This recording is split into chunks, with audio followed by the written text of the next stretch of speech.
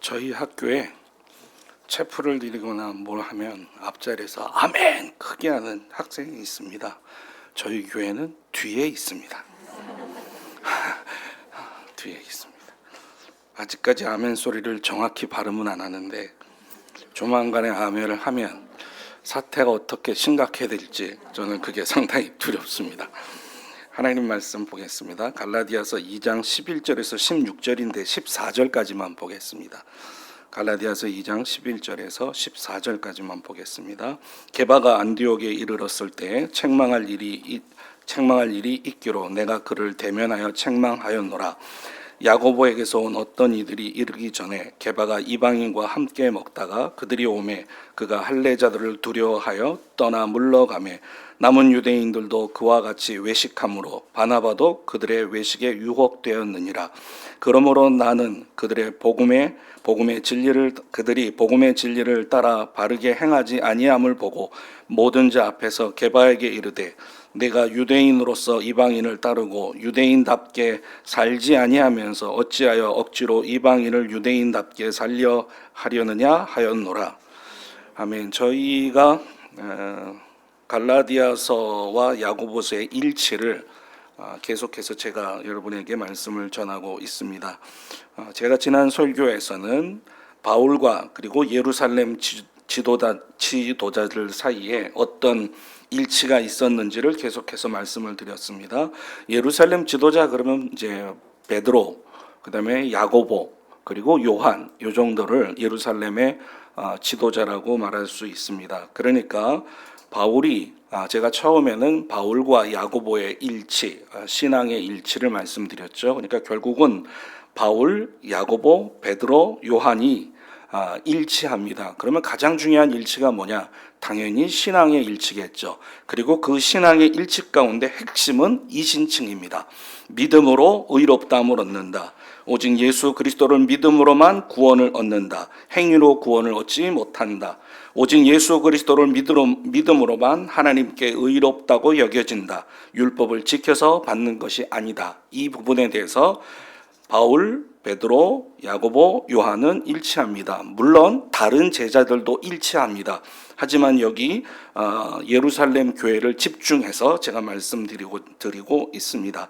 그런데 이제 오늘 본문에는 바울이 베드로를 책망하는 사건이 기록이 되어 있습니다. 제가 설교 제목을 일치 후의 충돌이라고 했지만 사실은 충돌이 아니라 일방적인 책망입니다. 그렇기 때문에 오히려 일치 후의 책망 이렇게 제목을 잡는 것이 더 적절할지도 모르겠습니다.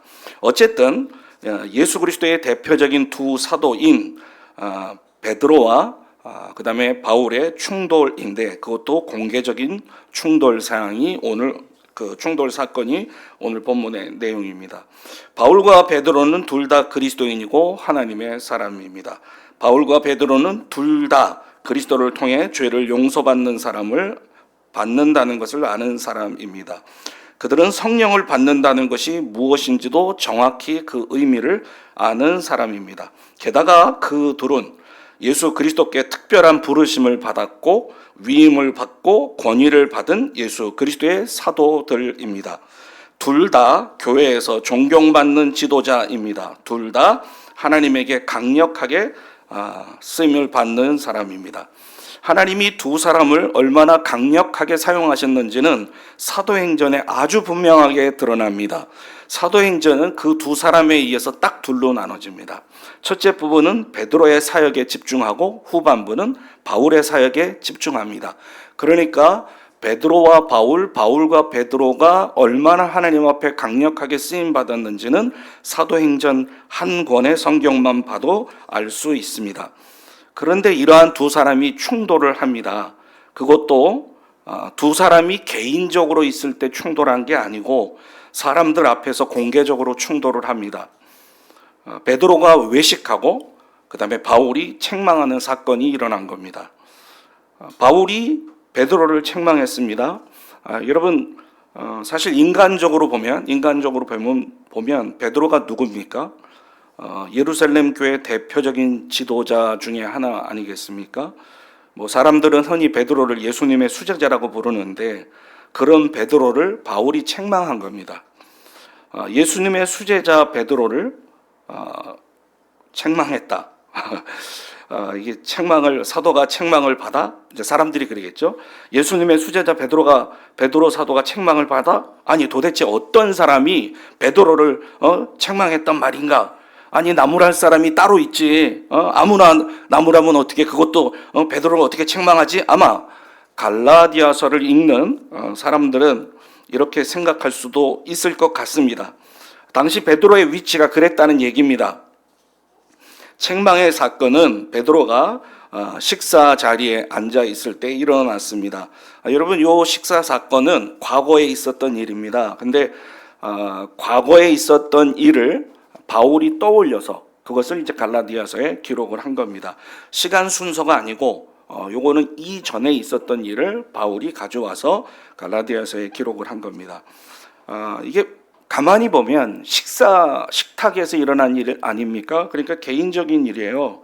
베드로와 관련돼서는 개인적인 일인데 바울이 이것을 기억했다가 갈라디아서에 아주 공개적으로 기록을 합니다. 그래서 지금도 우리가 이 사건을 알고 있지 않습니까? 2000년이 넘었는데 저희가 베드로의 식탁 사건을 우리도 알게 된 겁니다. 그럼 바울은 왜 이렇게 남에게 개인적으로 일어났던 일을 공개적으로 편지에 써서 오늘날까지 우리에게 전하고 있을까? 여기에 대해서는 다양한 설명이 있을 수 있습니다. 원래 성경은 해석이 다양할 수 있습니다. 자기만이 완전한 건 아닙니다. 다양한 설명이 있을 수 있습니다. 하지만 한 가지만큼은 분명합니다. 15절 이하의 내용을 볼 때 바울이 이신칭의 교리를 더 분명히 설명하기 위해서 이 글을 기록했다, 이 사건을 기록했다 하는 것만큼은 분명한 사실입니다. 그렇다면 이 과거에 일어났던 사건이 뭐냐 하는 것을 지금부터 잠시 살펴보겠습니다. 11절을 보면 게바가 안디옥에 이르렀을 때 책망받을 일이 있기로 내가 그를 대면하여 책망하였노라 이렇게 되어 있습니다. 여러분, 게바라는 말은 이제 아람어고 당연히 게바는 베드로의 이름입니다. 베드로가 안디옥 교회를 어떠한 이유에서 방문했는지 모르지만 방문한 건 사실이겠죠. 그러면 이제 베드로가 방문한 사건, 그러니까 사실 하나. 그럼 이제 안디옥은 어떤 교회냐? 안디옥 교회는 이방 땅에 세워진 첫 번째 이방 교회입니다. 그리고 여러분 잘 아시겠지만 이후에 세계 선교의 기지가 되는 그런 교회이지요. 세 번째로 예수를 믿는 사람들이 그리스도인이다라고 이름을 불려지게 되는 그 교회가 안디옥 교회였습니다. 그리고 네 번째는 당시 안디옥 교회는 그 믿음과 성령이 충만한 바나바가 목회를 하고 있었습니다. 그러니까 안디옥 교회는 네 가지 측면에서 유명했습니다. 하나는 이방 땅에 세워진 첫 번째 이방 교회였다. 두 번째는 세계 선교의 기지가 되는 교회였다. 세 번째는 예수를 믿는 사람들이 그리스도인이라고 불려지는 그것이 안디옥 교회에서 일어났다. 거기서부터 네 번째, 안디옥 교회는 바나바가 목회하고 있었다. 바나바가 목회하고 있었다는 말이 상당히 중요한 거죠. 바나바는 유대인 레위 지파 사람이고 예루살렘에서 파송되어 이방에서 목회를 하고 있었습니다. 바나바는 사도행전 11장 24절이 기록하듯이 착하고 그 다음에 성령과 믿음이 충만한 사람이었습니다. 이 바나바가 안디옥에서 목회를 하다가 바울에게 도움을 청합니다. 그러니까 바울이 안디옥 교회를 돕는 상황이었습니다. 바울의 영향력이 안디옥에 컸냐 아니면 바나바의 영향력이 컸냐 이런 얘기들은 굳이 해야 될 이유는 없습니다. 바나바가 어쨌든 목회를 하고 있었고 바울에게 도움을 청했습니다. 그러다가 이제 어느 날 이 사건이 터진 겁니다. 베드로가 안디옥에 오래간만에 방문을 했습니다. 아마도 AD 49년 예루살렘 공회가 끝난 이후라고 분명히 보여집니다. 이유는 뭐냐면 복음에는 이방인과 유대인이 동등한 권위가 위치에 있다 하는 것을 복음이 알려주죠. 근데 그게 예루살렘 총회에서 공식적으로 분명하게 얘기가 됐거든요. 그러니까 AD 49년 예루살렘 공회 이후일 거다. 방문한 시기가. 두 번째는 베드로가 이방인과 같이 식사를 하고 했지 않습니까? 그러니까 같이 식사를 했다는 점을 보면 사도행전 10장 이후의 사건입니다. 사도행전 10장에서 여러분 잘 아시다시피 이탈리아 군대 장관 고넬료가 나오죠. 하나님께서 고넬료가 하루는 기도하는 중에 요바에 있는 베드로를 초대하라 하는 계시를 고넬료에게 주죠. 그리고 동시에 베드로에게도 하나님께서 보자기 환상, 보자기가 이렇게 위에서 내려오고 그 안에 각종 짐승들과 유대인들이 부정하게 생각하는 것들이 담겨 있었죠. 그러니까 하나님께서 위에서부터 이거 먹어라. 이거 도저히 먹을 수 없습니다. 먹어라. 내가 깨끗하다고 하는데 네가 왜 더럽다고 하느냐. 요 사건이요. 이 보자기 환상 사건. 이것이 동시에 있었습니다. 그러니까 고넬료에게는 하나님께서 베드로를 초청하라 하는 계시를 주셨고 베드로에게는 보자기 환상을 통해서 그리스도 안에서 유대인과 이방인이 차별이 없다는 걸 알려주셨습니다. 그렇기 때문에 이 이후부터 베드로는 이방인하고 식사하는데 전혀 꺼리낌이 없었습니다. 그러니까 베드로가 지금 안디옥에 와서 이방인들하고 식사를 하는 것을 봤을 때 역사적으로는 AD 49년 이후이고 그 다음에 성경의 역사로 봤을 때는 사도행전 10장 이후인 것이 이거는 분명합니다. 그러면 이 환상 이후에 베드로가 이방인들하고 같이 식사를 했는데요. 베드로가 이제 안디옥에 가서 식사를 합니다. 당연히 베드로가 갔으니까 식탁이 차려졌겠죠.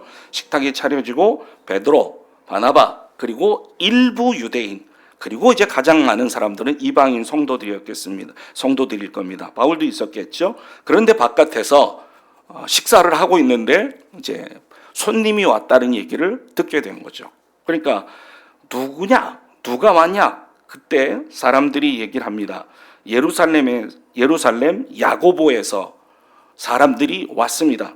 12절 말씀에 야고보에게서 온 어떤 이들이 이르기 전에 게바가 이방인과 함께 먹다가 그들이 오매 그가 할례자들을 두려워하여 떠나 물러가매 이렇게 되어 있습니다. 그러니까 12절 말씀에 근거했을 때 이렇게 되겠죠. 야고보에게서 온 사람들이 안디옥에 왔습니다. 그리고 베드로가 식사하는데 왔습니다. 그러니까 그들을 두려워해서 베드로가 입을 딱 씻은 거죠. 안 먹은 것처럼 빨리 씻고 입을 딱 다물고 그 다음에 이러고 이제 자리를 피한 겁니다. 근데 이 사람들이 과연 누구냐 하는 얘기가 재밌습니다. 재밌다는 말을 해서 좀 그렇지만 사도행전 15장 5절을 한번 보겠습니다. 사도행전 15장 5절 보면 야고보에게서 온 사람들은 이런 사람들입니다.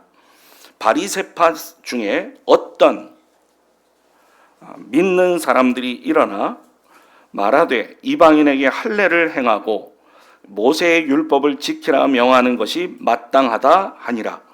야고보에게서 온 사람들은 자칭 그리스도인이라고 말하지만 실제로는 철저한 바리새파 사람들이었습니다.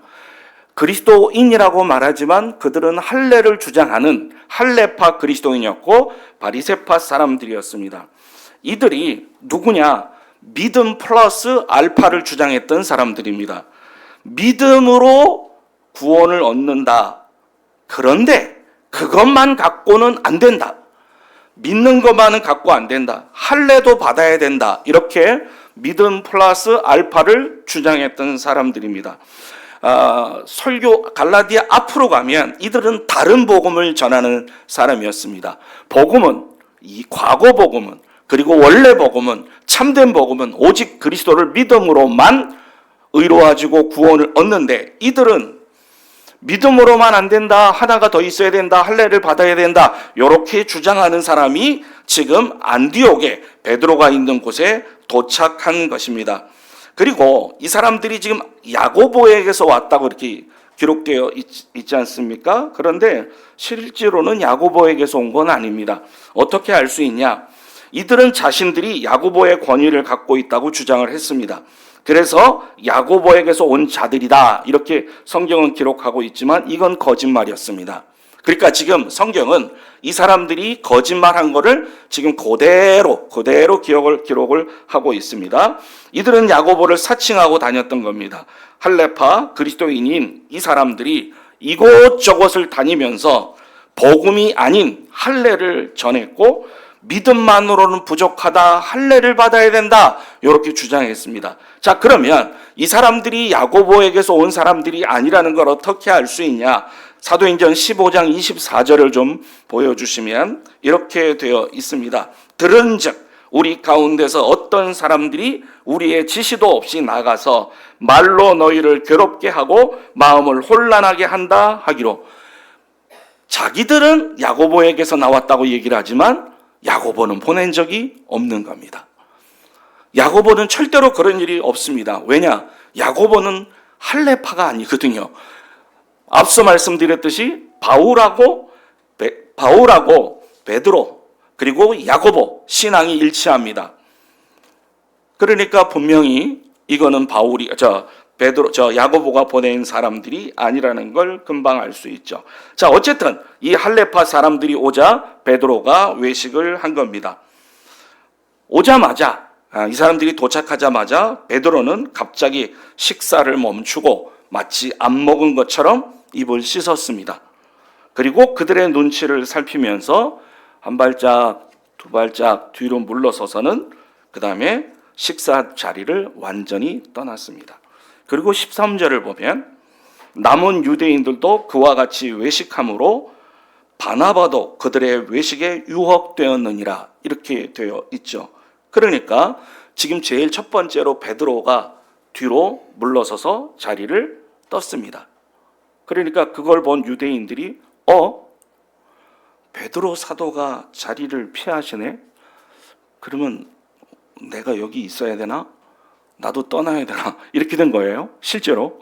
그래서 유대인들이 피했습니다. 가장 심각했던 건 뭐냐면 바나바가 여기에 유혹을 당한 겁니다. 바나바는 베드로 사도가 똑같죠? 그러면 가야 되나? 이러면서 자리를 피했습니다. 그리고 자리를 이제 떠난 거죠. 자, 여러분 바나바가 누굽니까? 바울과 함께 이방 선교에 앞장섰던 사람입니다. 이 사람에게 베드로의 잘못된 행동이 영향을 끼친 겁니다. 성령과 은혜가 충만했던 사람인데 지도자인 베드로의 잘못된 행실 하나가 이렇게 유혹에 빠지게 했습니다. 자, 그러면 보세요. 베드로 한 사람의 잘못된 행위가 얼마나 치명적인 결과를 갖고 왔냐면 일부 유대인들이 그리고 바나바까지 자리를 떠나면서 눈치를 보면서 외식하게 된 겁니다. 근데 여러분 여기까지가 다가 아닙니다. 더 심각한 게 뭐냐? 남아있는 이방 그리스도인입니다. 남아있는 안디옥이 이방이잖아요. 근데 이방의 그리스도인이 안디옥 교회 그리스도인이 지금 같이 식사를 하고 있는데 베드로가 자리를 떴죠. 유대인들이 떴죠. 그 다음에 담임 목사님 바나바가 자리를 비웠죠. 우리 어떻게 해야지? 이게 지금 남아있는 안디옥 교회 이방 그리스도인들이었습니다. 이거 뭐야? 지금 일어나신 분들은 다 유대인이네? 그러면 우리는 이방인이니까 앉아 있어야 되나? 아니면 우리는 이 교회 소속이니까 따라가야 되나? 교회 소속이라면 따라가야 되고 혈통이라면 우리는 가만히 앉아 있어야 되고 도대체 어떻게 있어야 되나? 우리는 계속 먹어야 하는 거냐? 아니면 우리는 일어서서 우리도 자리를 피해야 되는 거냐? 어떻게 할 수가 없었죠. 그러니까 이들이 갈팡질팡했던 겁니다. 이 사건을 보면서 바울이 베드로를 강하게 책망한 겁니다. 이 사건을 가지고. 그러면 이제 우리가 베드로가 도대체 뭘 잘못했고 그 다음에 상황이 어떻게 됐는지를 한번 살펴보도록 하겠습니다. 베드로가 무엇인가를 잘못했는지, 무엇을 잘못했는지 파악하기 전에 우리가 알아야 될 하나의 단어가 있습니다. 그것이 뭐냐면 먹다라는 단어입니다. 먹다. 식탁을 펼쳐놓고 먹었죠. 베드로는 안디옥 교인들하고 식사를 했습니다. 그런데 이때 먹다라는 단어의 시제가 중요합니다. 이 시제를 우리 한국말로 얘기하면 이렇습니다. 이번에 처음 먹은 것이 아니라 베드로는 그동안 계속해서 먹어왔습니다. 그러니까 베드로는 지금 이방인들하고 안디옥 교인하고 처음 식사하는 게 아니라 그동안에도 계속 먹어왔고 그런 식탁 자리는 계속 있었다는 얘기입니다. 그러니까 베드로가 처음 아니란 얘기예요. 지금 그러면 베드로가 이방인들과 식사를 꺼리낌 없이 하게 된 이유는 뭐냐? 앞서 말씀드렸듯이 욥바에서 본 환상 때문입니다. 사도행전 10장에 나와 있죠. 베드로는 제6시에 기도하려고 지붕에 올라갔습니다. 당시 베드로가 배가 고팠습니다. 근데 하늘에서 갑자기 큰 보자기 같은 것이 내려왔습니다. 그 안에는 유대인들이 부정하다고 생각하는 짐승, 기는 것, 새들이 있었고 그때 하늘에서 음성이 들리기를 잡아먹어라. 베드로가 얘기를 합니다. 그럴 수 없습니다. 속되고 깨끗하지 아니한 것을 내가 결코 먹지 아니하였나이다. 여태까지도 먹지 아니했고 앞으로도 먹지 않을 겁니다. 그때 음성이 들립니다. 하나님께서 깨끗하게 하신 것을 내가 속되다 하지 마라. 하나님이 깨끗하다고 했는데 네가 뭔데 그거 더럽다고 속되다고 하느냐. 먹지 말라. 먹어라. 이렇게 된 거죠. 그리고 그 환상 사건에서 베드로는 하나님께서 이방인과 유대인을 그리스도 안에서 차별하지 않는다는 걸 알게 됐습니다. 아는 정도가 아니라 확신하게 됐죠. 그래서 베드로가 고넬료의 집을 갑니다. 가서 베드로가 한 고백이 아주 중요합니다. 사도행전 10장 28절에서 29절 그리고 35절을 제가 읽겠습니다. 한번 눈으로 따라오시기 바랍니다. 이르되 유대인으로서 이방인과 교제하며 가까이 하는 것이 위법인 줄은 너희도 알거니와. 유대인들에겐 이랬단 얘기입니다. 유대인들에겐 하나님께서 내게 지시하사 아무도 속되다 하거나 깨끗하지 않다 하지 말라 하시기로. 그런데 하나님께서 나에게 이렇게 얘기하셨다 이 말이죠. 29절 부름을 사양하지 아니하고 왔노라. 묻노니 무슨 일로 나를 불렀느냐. 그리고 나서 35절입니다. 각 나라 중 하나님을 경외하며 의를 행하는 사람은 다 받으신 줄 깨달았도다. 그러니까 지금 베드로는 각 나라입니다. 그러니까 유대인뿐만 아니라 이방인뿐만 아니라 어디에 있든지 하나님께서 그리스도 안에서 받으신다는 걸 확실히 알고 있었습니다. 그렇기 때문에 베드로는 이방인하고 식사하는데 아무런 꺼리낌이 없었습니다. 그렇기 때문에 그동안 자주 식사를 해왔던 겁니다. 자주 식사를 해왔던 겁니다. 근데 여러분 이제 유대인에게서 식탁 교제라는 게 어떤 의미인지를 아는 건 상당히 중요합니다. 우리는 밥 한 번 먹자 그러면 밥 먹는 거잖아요. 근데 유대인에게는 조금 의미가 달라요. 유대인에게 밥을 같이 먹는 것은 식탁 교제는 당신은 나하고 형제입니다. 이 뜻입니다. 그러니까 이방인하고 식사를 했겠습니까? 안 했겠습니까? 그동안. 당연히 안 하죠. 저기는 형제가 아니에요. 짐승 같은 존재들인데 어떻게 식탁을 합니까? 그러니까 베드로가 이방인하고 식사를 하는 것은 당신은 나와 그리스도 안에서 한 형제입니다. 이 뜻입니다. 어느 목회자들은, 어느 신학자들은 이걸 이렇게 정의합니다. 식탁 교제를 통해서 상대방이 어떤 사람인지를 규정한다. 그러니까 이 식탁 교제를 통해서 나는 그 사람이 어떤 사람인지를 규정한다. 그러니까 식탁을 대하면 나하고 같이 밥 먹는 사람이 어떤 존재인지 어떤 사람인지 내가 그 사람을 어떻게 볼 건지가 규정된다는 얘기입니다. 자, 같이 식사를 했다는 것은 복음 안에서 한 형제라는 건 분명합니다. 자, 그런데 베드로의 행동이 이것을 부인한 겁니다. 한 형제라고 그랬잖아요. 그럼 어떻게 해야 됩니까? 끝까지 있어야 됩니다. 유대인들이, 할레파 유대인들이 왔어도 그들이 거짓말하면서 우리가 야고보에게서 왔습니다. 뭐 어떻든 간에 그들이 왔어도 그들을 무서워할 필요도 없었고 그들의 눈을 의식할 필요도 없었습니다. 하나님께서 이미 이미 그리스도 안에서 한 형제라고 알려주셨고 자기는 그걸 믿고 있고 체험까지 했습니다. 그러니까 자리 뜰 필요 없었죠. 그대로 먹으면 됩니다. 그런데 베드로의 행동이 이거를 부인해버린 겁니다. 한 형제다 이렇게 얘기해 놓고 지금은 도망갔어요. 그러니까 형제인 것을 부인했죠. 여러분, 베드로가 과거에 어린 소녀를 두려워해서 예수님을 3번 부인했죠. 그 베드로가 이제는 유대인을 두려워해서 복음의 진리대로 행하지 않은 겁니다. 베드로가 이전에만 부인했던 게 아니라 이 상황에서 베드로는 유대인을 두려워해서 과거에 소녀를 두려워했듯이 유대인을 두려워해서 복음의 진리를 진리대로 행하지 않은 것이 되겠습니다. 그러니까 베드로는 분명히 복음의 진리는 압니다. 고넬료 사건을 통해서 경험적으로도 압니다. 당시 유대인들은 이방인들하고 같이 식탁을 대해서 안 된다 이렇게 얘기를 했다고 그랬죠. 근데 베드로는 이제는 먹어도 된다 하는 걸 압니다. 이렇게 진리를 압니다. 그리스도 안에서 하나인 걸 알기 때문에 진리 압니다. 이방인하고 식사하는데 자유함이 있었습니다. 전혀 문제가 되지 않는다는 거 알고 있었습니다. 자, 진리로도 알고 있었고 머리로도 알고 있었고 경험으로도 알고 있었습니다. 복음이 베드로에게 자유함을 준 겁니다.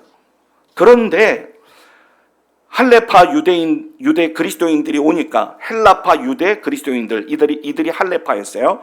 헬라파 유대 그리스도인들이 오니까 다시 유대인의 자세로 돌아간 겁니다. 과거의 자기로 돌아간 겁니다. 한마디로 정의하면 베드로는 이런 죄를 진 겁니다. 복음을 알지만 복음대로 행하지 않은 겁니다. 복음의 진리를 알지만 진리대로 행하지 않은 겁니다. 베드로는 보자기 환상 이후에 하나님이 정한 것과 부정한 것을 분간하지 않는다는 사실을 알았습니다.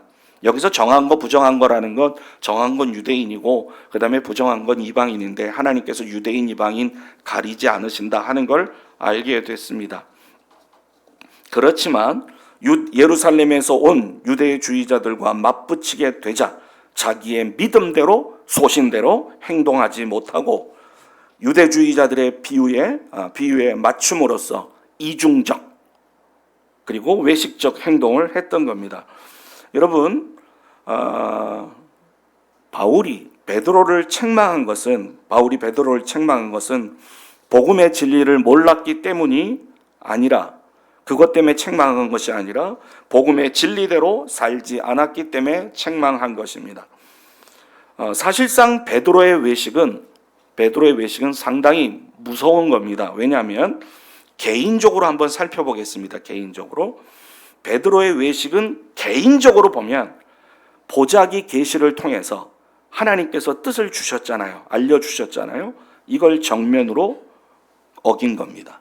개인적으로 보면 하나님께서 개인적으로 환상을 주셨고 그걸 통해서 그리스도 안에서 이방인과 그 다음에 유대인이 하나라는 것, 한 형제라는 걸 알려주셨는데 개인적으로 이 계시를 통해서 하나님의 뜻을 알고도 이걸 부인한 거죠. 두 번째로 공적으로 보겠습니다. 공적으로 보면 예루살렘 공회의 결정을 베드로가 위반한 겁니다. 그 다음에 신앙적으로 또는 신학적으로 보겠습니다. 이방 성도들로 하여금 이신칭의 구원의 원리에 대한 진실성을 의심하도록 만들 수도 있었습니다. 그리고 결과적으로 복음의 진리를 따르지 않고 율법주의에 굴복하는 모습을 보였던 겁니다. 그것이 14절 말씀입니다. 그러니까 베드로의 잘못을 지금 4가지로 얘기할 수 있는데 개인적으로 보면 하나님께서 자기에게 주신 환상을 따르지 않은 것이고 거기에 대항한 것이고 공적으로 얘기하면 예루살렘 교회가 결정한 것을 위반한 것이고 신앙적으로나 신학적으로 보면 이방 성도들에게 그동안에 어떻게 가르쳤습니까? 율법의 행위로 구원받는 거 아니다. 이렇게 믿음으로만 구원 얻는 거다. 그리스도 안에서 너희와 우리가 하나다. 이렇게 가르쳤는데 유대인들이 오니까 도망갔다? 피했다? 그러면 그들이 이렇게 생각하겠죠. 그동안에 전한 게 아닌가 보다. 유대인하고 우리하고 다른 건가? 이런 생각하겠죠. 그러니까 그렇게 문제가 됐고요. 그리고 마지막으로 결국은 복음의 진리를 따르지 않고 율법주의에 굴복하는 모습을 보인 겁니다. 그래서 14절에 이렇게 말씀하고 있습니다. 그러므로 나는 그들이 복음의 진리를 따라 바르게 행하지 아니함을 보고 모든 자 앞에서 게바에게 이르되 내가 유대인으로서 이방인을 따르고 그 다음에 유대인답게 살지 아니하면서 어찌하여 억지로 이방인을 유대인답게 살게 하려느냐 하였노라. 자, 모든 사람 앞에서 게바를 책망합니다. 설교를 시작하면서 아까 말씀을 드렸죠. 어떤 질문을 드렸냐면 어떻게 보면 개인적인 일인데, 어떻게 보면 개인적인 식탁에서 일어난 일인데 이거를 어떻게 공개적으로 책망하고 공개적으로 성경에 기록했을까? 공개적으로 편지를 했을까? 이것 때문입니다. 앞에서 말씀드렸던 이 네 가지 때문에 바울은 베드로를 책망했습니다. 베드로의 외식은 억지로 이방인을 유대인답게 살게 하려는 꼴이 되고 말았습니다. 이에 바울은 베드로의 이 행동을 놓고 복음 전파자로서 자기 신분을 망각하고 오히려 복음의 진리를 거스리는 것이었다고 책망을 한 겁니다. 혹자는 바울이 베드로를 책망한 것은 자신의 권위를 자랑하기 위해서 책망했다, 이렇게 말하는 사람도 있습니다. 저는 동의하지 않습니다. 그들은 이제 어떻게 얘기를 하냐면 나도 베드로를 책망할 수 있다, 이런 식으로 자기의 권위를 높였다는 거죠. 그러니까 너희들은 베드로가 최고라고 아는데 내가 베드로를 책망했다, 그러니 베드로나 나나 권위에 있어서 쌤쌤이다, 뭐 이런 식으로, 아니 내가 높을 수도 있다, 뭐 이렇게 하기 위해서 책망했다, 뭐 이런 얘기를 하기도 해요. 하지만 저는 동의하지 않습니다. 왜냐하면 만약에 바울이 이걸 자랑하기 위해서 썼다면 오히려 욕먹기에 딱 좋습니다. 욕을 먹기에. 네가 뭔데 베드로 사도를 책망해, 이렇게 되겠죠. 그 당시 사람들의 경향을 보면 그렇게 될 게 분명합니다. 그래서 바울이 베드로를 책망한 것은 그런 개인적인 감정 때문이 아니다. 베드로는 이 베드로를 책망하는 사건을 통해서, 베드로 책망 사건을 통해서 바울은 다시 한번 이신칭의의 사상을 설명하는 거고, 바울에게는 가장 중요한 문제가 이거였기 때문에 이거를 건드리지 않고는 넘어갈 수 없었던 겁니다. 다시 말씀드리지만 이신칭의 복음에 대해서 바울은 추호의 타협도 할 생각이 없습니다. 바울은 그래서 베드로를 책망했습니다. 자, 설교를 끝내면서 베드로만 신나게 책망을 했잖아요. 베드로가 억울할 거 아닙니까? 그래서 제가 이제부터 베드로의 훌륭한 점을 얘기하겠습니다. 베드로후서 3장 15절을 좀 펴주시기 바랍니다. 베드로후서 3장 15절 우리 한번 같이 읽어볼까요? 시작. 또 우리의 오랜 구원이 될 줄을 여기라. 우리가 사랑하는 형제 바울도 그 받은 지혜대로 너희에게 이같이 썼고, 요 베드로후서 3장 15절은 베드로가 바울에게 책망을 받고 난 뒤에 쓴 글입니다. 그러니까 바울에게 책망을 받았는데 베드로 마음속에는 바울에 대한 미움이 요만큼도 없어요. 오히려 바울에 대해서 뭐라고 얘기를 하냐면 우리가 사랑하는 형제 바울, 이렇게 얘기하고 있습니다. 어떤 학자가 이렇게 썼어요. 근데 저는 이 학자의 말에 동의합니다. 멋지게 책망하는 것도 중요하고 멋지게 책망받는 것도 중요하다. 아멘하는 친구가 아멘을 안 하네요. 자나 봐요. 조금 이따 깰 겁니다. 그러면 안녕히 주무셨어 해야지 내가. 자, 베드로는 바울에게 책망을 받은 후에 이 말씀을 기록했다고 제가 지금 방금 전에 말씀을 드렸습니다. 책망을 한 바울도 멋집니다. 왜냐하면 이 신칭의의 복음을 지키기 위해서는 사람들이 최고의 사도라고 여겼던 베드로에게도 과감없이 책망하는 바울의 모습 멋집니다. 동시에 책망을 기꺼이 받아들이고 바울을 정말 사랑하는 모습으로 인정해주는 베드로의 모습 역시 대단합니다. 책망을 한 사람이나 책망을 받은 사람이 그리스도 안에서 하나인 것을 분명히 보여줍니다. 결론 짓겠습니다. 우리는 진리의 복음을 아는 사람입니다. 진리의 복음을 알기 때문에 아는 대로 행해야 합니다. 우리는 진리의 복음을 대적하는 사람에게는 대적을 해야 합니다. 기독교의 복음을, 이신칭의 복음을 대적하는 사람들을 우리는 그들은 대적해야 합니다. 그리고 우리 자신으로 봤을 때는 우리가 이 이신칭의 복음을 안다면, 믿음으로 구원을 얻는다는 것을 우리가 분명히 믿는다면 우리는 믿음으로 살아가는 것이 합당한 행위일 것입니다. 기도하겠습니다. 하나님 아버지, 하나님께서 우리에게 구원의 복음을 주셨습니다. 그리고 그 복음을 믿도록 하셨고 우리가 그것을 믿음으로 구원을 얻었습니다. 하나님, 우리가 노력해서 믿은 것 아니고 하나님께서 은혜로 우리로 복음을 믿게 하셨습니다. 이제는 그 믿음대로, 그 복음대로 살아갈 수 있도록 은총 베풀어 주시옵소서. 주 예수 그리스도의 이름으로 기도드립니다. 아멘.